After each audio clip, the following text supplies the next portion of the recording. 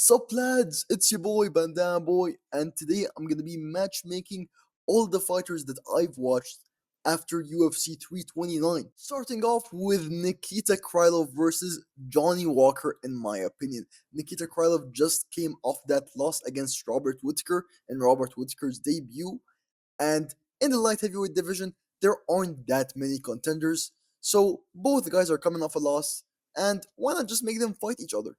All the fights that Johnny Walker is in are an absolute banger. He either gets knocked out or he knocks someone out. Next up, we have Robert Whittaker versus Azamat Murzakanov. Now, this one is a much better fight for Robert Whittaker. He just won against Nikita Krylov, and he needs a step up in competition. Bilal Muhammad did say that he should fight Fury next, and while that might be an exciting fight, it is just way too much of a step up in competition now for Robert Whittaker. Give him a fight like this, see how he matches up against Azmat, and if he does well, he can then crack into the top 5. Maybe a Jamal Hill, a Yuri matchup would be very exciting at that point. But for now, it's great what he did in his debut, but there is still more to prove. Next up, we have Terrance McKinney versus Drew Dober, in my opinion. Terrance McKinney, even though he lost to Green in the last second, he was dominating the entirety of the round. So I don't feel he should get a step down in competition too much, especially since he is a young prospect and he is around 31. So you don't want to waste too much time just feeding him to some lower ranked opponents, and you want him to fight someone just outside the top 15. And if he wins against Drew Dober, then he would get another top 15 ranked opponent. Now we have King Green versus Dan Hooker, in my opinion. This would be an absolute belter. Both these men put on a show whenever they can be in a striking bout, and King Green is now on a 4-fight win streak, so it feels unfair to not give him a ranked opponent. And Dan Hooker is ranked at the end of the lightweight division. He's ranked 13th, and this would be a great stylistic matchup, and it would definitely end in a knockout, which would please the fans. They need to book it as soon as possible, whether it's New Zealand or Australia or wherever the hell. They need to throw it down. Next up, we have Kavanagh versus Kyoji Haraguchi, in my opinion. Kavanagh put on a great display against Brandon Royval. Even though he was submitted, he still looked pretty good during most of the fight.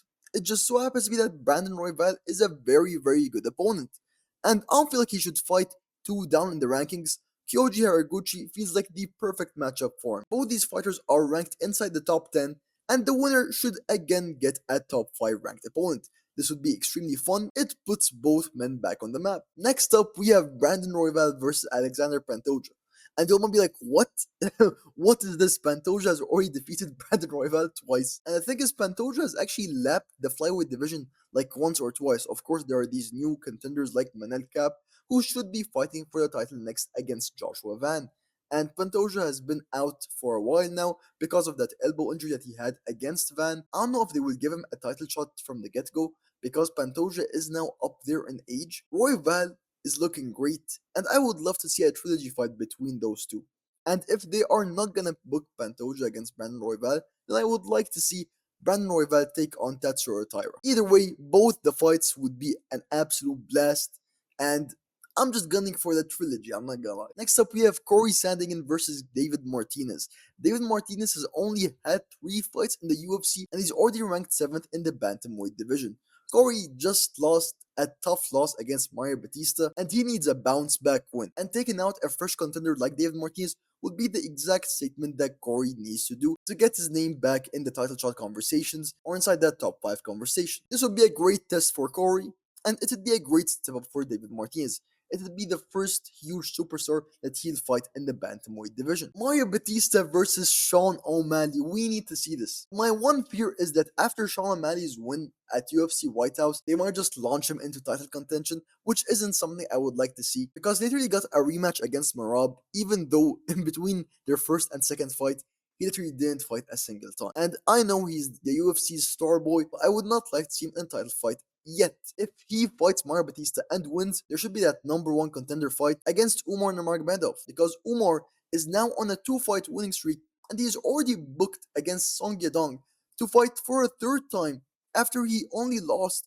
to Merab Dvalishvili. Umar hasn't done anything wrong, and somehow it's already taking him at least 3 fights to get back in those conversations for a title shot. Of course, most likely Merab versus Peter 3, the trilogy, is gonna happen, and then we're gonna see who is gonna be the new contender. If Mario Batista is able to win against Sean O'Malley, then he either gets a rematch against Umar or he gets the next title shot. Next up, jumping to the co-main event, we have BSD versus Rafael Fiziev. In my opinion, BSD just suffered a tough loss against Paddy. He was submitted in less than a minute, and he's probably gonna get a big step down in competition after the performance that he put up. And Rafael Fiziev feels like the perfect veteran to put him up against. Fiziev has been in the division for a while, and he's only really lost to great fighters like Mauricio Hofi, Justin Gaethje, and many other great lightweights. For the rankings, I am referencing the meta rankings and not the media rankings, so y'all don't get confused. But this should put Fiziev back in the top 10 if he's able to take out one of these young stars like BSD. And if BSD is able to win against Fiziev, he'll cement that he is a pretty good talent, but he still needs to work on his game a little bit, and he is just outside that top 5 in the lightweight division, and I'm sure he'd go on to do great things in the future as he learns more through his fights. Next up, we have Paddy the Baddy versus Ilia Topuria. I wouldn't like to see him rematch Justin Gaethje just yet. We don't even know how many fights Justin Gaethje does have left. Paddy versus Ilia, we need to see this. Ilia just lost to Justin in pretty dominant fashion, so they're not gonna give him a rematch for the title shot. But Paddy just came off a statement win against BSD, and if he's not gonna get the title shot, he will at least get that number 1 contender fight after the performance that he put. And Ilia Topuria is the guy to do that. I know they might match him up against Charles Oliveira, but I would like to see Ilia Topuria against Paddy Pimblett, because these two, they have beef. They've always been, chirping at each other, and it'd be an absolute banger to put that animosity in the cage and see who comes out on top. I don't know if this would be a striking bout, because Justin and Ilya are both primarily strikers, even if they have different backgrounds. Paddy does his best work though on the ground, so this might turn into a grappling slash jiu-jitsu match, and it'll be the first time where we see Ilya truly tested on the ground. We've seen that he has some great wrestling, but we want to see, can he compete against a top 5 lightweight on the ground. And now for the main event of the evening, Conor McGregor. I'm matching him up against Max Holloway.